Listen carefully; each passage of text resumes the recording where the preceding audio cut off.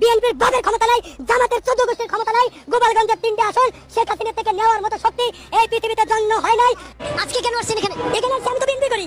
আমি তো আজকের বিএনপি না, জাতীয়তাবাদী ওলামা দল ম্যাডাম দেশনেত্রী বেগম খালেদা জিয়া যখন প্রাইম মিনিস্টার ছিল ৩০ ভাঙ্গা সর্বাধিনায়ক। এর 6 মাস পরের চিত্র এটি। ধানমন্ডি 32 নম্বরে ভাইরাল সিদ্দিক গণপিটুনির শিকার।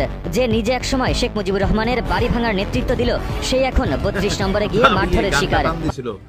কয় বিধি তুমি বলে দাও সিদ্দিক কার, মানে একই মানুষ কত দলের হয়। সবচেয়ে একটা ডায়লগ শোনাচ্ছি, তবে এর আগে আপনাদেরকে একটা চাঞ্চল্যকর তথ্য দিচ্ছি।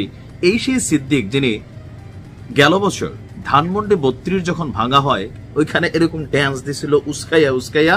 তবে ঠিক 6 মাসের মাথায় গতকালকে যে ধোলাইটা খাইছে, সেই ধোলাই খাওয়ার পর অনেকে বলতেছিল যে বিএনপির একজন কর্মী তাকে এইভাবে ধোলাই দিল, কিন্তু তার যে একটা পরিচয় আছে, এই পরিচয়টা ভিডিওর প্রথমে আপনারা অংশ বিশেষ দেখছেন।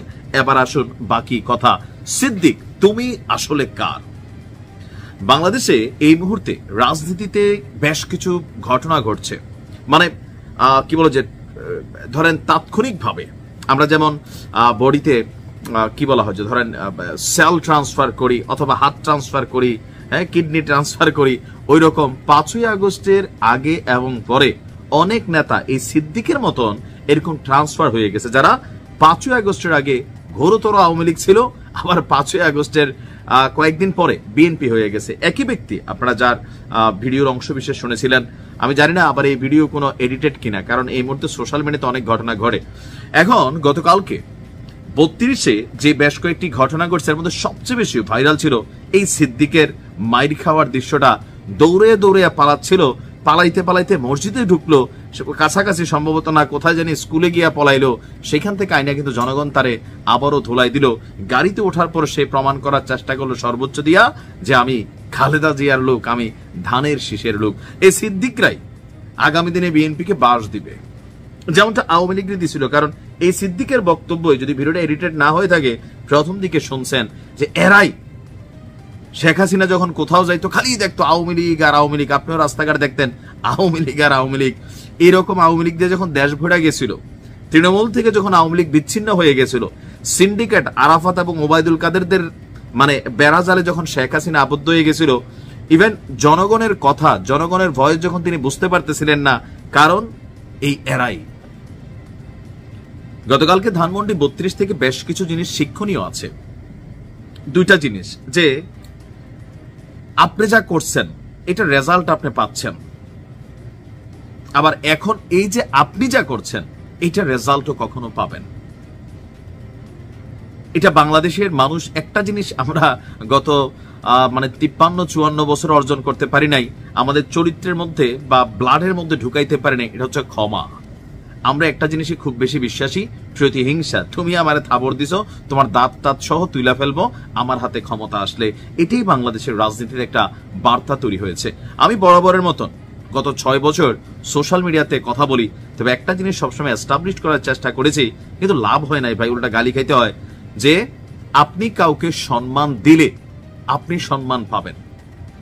আপনি আমার মারে সম্মান করলে আমি আপনার মারে সম্মান করব, আপনি আমার নেতারে সম্মান করলে আপনি আমার নেতারে সম্মান করবেন। কিন্তু এই সম্মান দেওয়া নেওয়ার বিষয়টা আমাদের রাজনৈতিক দলগুলোর মধ্যে নাই। আমাদের রাজনৈতিক দলগুলো যখনই ক্ষমতায় যায় তখনই তাদের মধ্যে এক অদ্ভুত অসুর ভর করে বসে, মনে করে যে বিপরীত যে দলগুলো আছে ইহজিন্দিগি তার ক্ষমতায় আসবে না।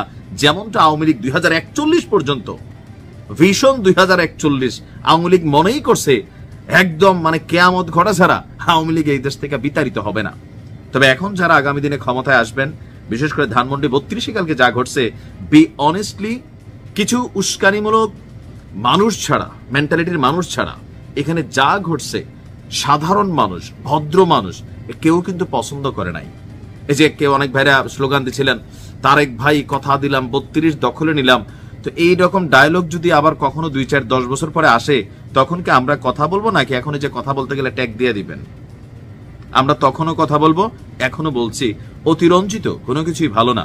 আপনি ওই যে গান শোনাইয়া অথবা একটা ডায়লগ সেখানে প্লে করে হিন্দি গানে নাইচা অন্তত বঙ্গবন্ধু শেখ মুজিবুর রহমান বা জিয়াউর রহমানদের অথবা জামাতেরও কয়েকজন নেতা আছে, ধরেন মাওলানা দেলোয়ার হোসেন সাইদির যতই মুক্তিযুদ্ধে যুদ্ধ অপরাধী ট্যাগ মারেন, এই মানুষগুলার অনার এই দেশের মানুষের অন্তর থেকে আপনি মুছতে পারবেন না। আপনি চেষ্টা করবেন, বাধা দিবেন, নীরব বিপ্লব হবে। আর সিদ্দিকদের মতন এরকম সুবিধাবাদীরা দলকে ডুবায়, মনে রাখেন। ঝাপে তাপে যারে খুশি তারে দলে নিয়েন না। যেই ভুল আওয়ামী লীগ করছে এই ভুল আপনারাও করেন না। ভালো থাকুন।